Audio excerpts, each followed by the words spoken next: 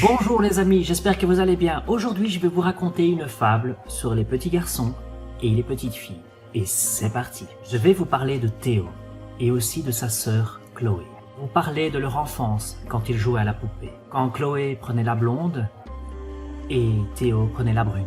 Ils étaient bien là dans leur monde. Elles avaient 2 tenues chacune.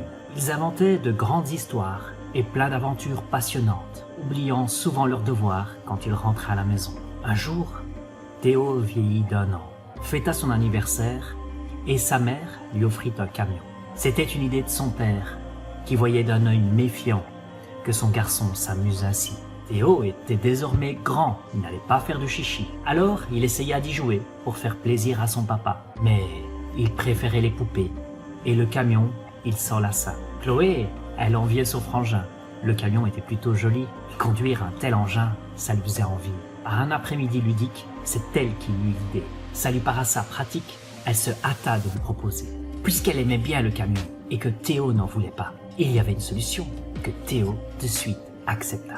Elle prendrait le beau camion et lui, Théo, les poupées. Ça ferait des nouvelles histoires, c'est sûr, ils allaient s'amuser. Mais leur mère les interrompit et rendit le camion à Théo.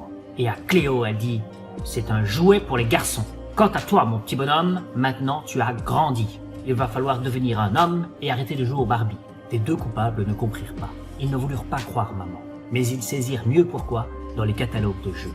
Toutes les pages à l'unisson clamaient la même vérité. Les camions, c'est pour les garçons et les poupées pour les filles. Toutes les pages à l'unisson et toutes les publicités dictaient le bleu pour les garçons et le rose pour les filles. Pourtant, ils étaient bien, eux, dans leur monde. Quand ils jouaient à la poupée, quand Chloé prenait la blonde et que Théo prenait la brune, quand Chloé prenait le camion, quand Théo prenait les poupées, peu importe les qu'en dira-t-on quand ils s'amusent, ils n'y voyaient rien d'anormal, ils continuèrent à jouer ainsi.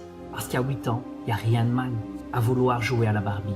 Ils subirent bien sûr les moqueries à s'obstiner dans cette histoire. Les adultes, leurs amis, trouvaient ça bizarre, qu'un garçon joue à des jeux de filles et que sa sœur trouve ça normal.